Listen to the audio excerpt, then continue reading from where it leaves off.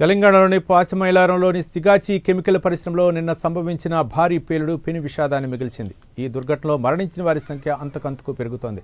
నేడు సహాయక చర్యలు కొనసాగుతుండగా మృతుల సంఖ్య 42కు చేరింది.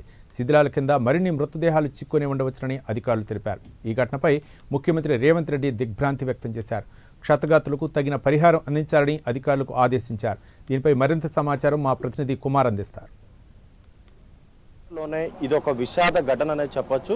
నిన్న ఉదయం ఏదైతే పాసమైలారంలోని సిగాచి కంపెనీలోని జరిగిన ఘటనలో సుమారు 42 మంది వరకు అయితే ఇప్పుడైతే మరణించినట్లయితే తెలుస్తుంది. అలాగే ఇంకా 30 నుంచి 35 మంది వరకు ఇంకా క్షతగాత్రులు అయితే ఇంకా ఆసుపత్రిలోని ప్రస్తుతం చికిత్స అయితే పొందుతున్నారు. నిన్న ఉదయం తెల్లవారుజామున ఏదైతే ఈ కంపెనీలోని రియాక్టర్ పేలడంతో కూడా ఒక్కసారిగా అడ్మినిస్ట్రేషన్ బిల్డింగ్ మొత్తం కూడా పూర్తిగా నేలమట్టం అయిపోయింది. ఇమీడియట్గా ఇక్కడ ఉన్న స్థానికులు సమాచారం ఇవ్వడంతో ఇక్కడ పోలీసులతో పాటు అలాగే ఇక్కడ డిఆర్ఎఫ్ సిబ్బంది, ఎస్డిఆర్ఎఫ్ అలాగే హైడ్రా ఫైర్ సిబ్బంది అందరూ కూడా ఇక్కడ చేరుకొని వెంటనే సహాయక చర్యలు కూడా ప్రారంభించారు. ముఖ్యంగా నిన్న ఉదయం నుంచి కూడా ఇక్కడ సహాయక చర్యలు కొనసాగుతూనే ఉన్నాయి. ముఖ్యంగా ఈ అడ్మినిస్ట్రేషన్ బిల్డింగ్ మొత్తం నేలమట్టం అయిపోవడంతో కూడా ఒక్కసారిగా దాని కింద కార్మికులు అందరూ కూడా చిక్కుకుపోయారు. ఈ కార్మికులందరూ కూడా ఏదైతే ఇటు బీహార్, జార్ఖండ్ నుంచి వచ్చి ఇక్కడ కూలి పనులు అయితే చేసుకుంటున్నారు. ఈ రియాక్టర్ పేలిన సమయంలోనే సుమారు 143 మంది ఇక్కడైతే పనిచేస్తున్నట్లయితే ప్రస్తుతం అధికారులు అయితే చెప్తున్నారు. ఇందులోని ఇప్పటి వరకు కూడా 42 మంది వరకు కూడా చనిపోయినట్లయితే అధికారులు అయితే ధృవీకరించారు. ఇంకా మిగతా వారి కోసం ప్రస్తుతం గాలింపు చర్యలు అయితే చేపడుతున్నారు.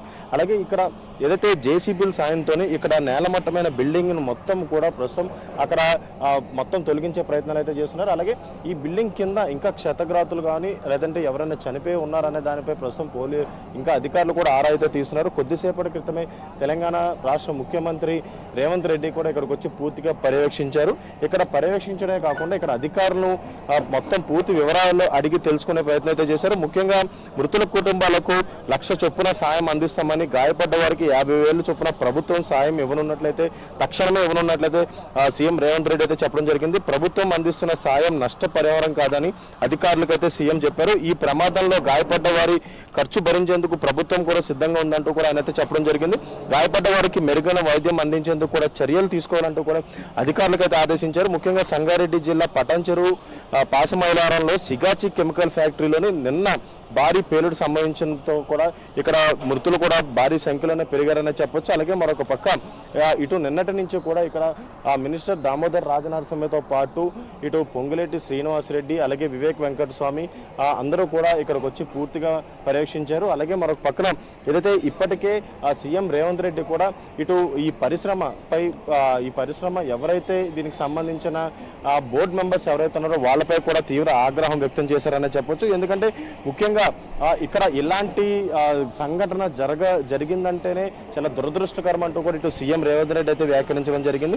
ఇలాంటి ప్రమాదం తెలంగాణలో ఎప్పటి వరకు జరగలేదంటూ కూడా ఇటు సీఎం అయితే చెప్పారు.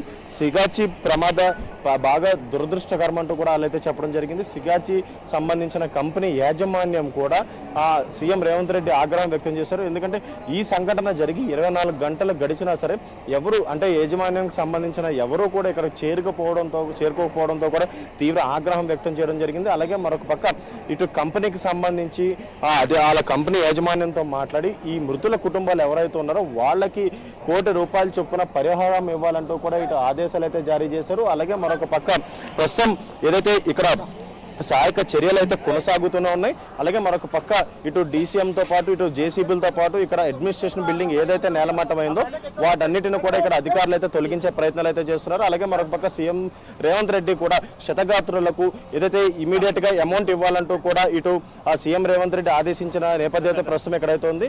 కెమెరామెన్ భవానీతో కుమార్, ప్రైమ్9 న్యూస్, హైదరాబాద్.